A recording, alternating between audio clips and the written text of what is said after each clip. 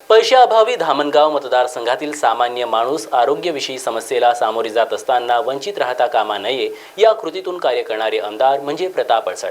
भारतीय जनता पक्षाचे विधानसभा निवडणूक प्रमुख रावसाहेब रोठे यांच्यासोबत गव्हाणी पाणी तालुका धामणगाव जिल्हा अमरावती येथील रोशन प्रभाकर हटवार यांनी स्वतः प्रतापदादा अडसळबद्दल बोलून त्यांचे आभार व्यक्त केले। नाव रोशन प्रभाकर हटवार, राहणार गव्हाणी पाणी। 3 वर्षापासून हिपलेल्या त्या ऑपरेशनचा मला त्रास होता पायाचा।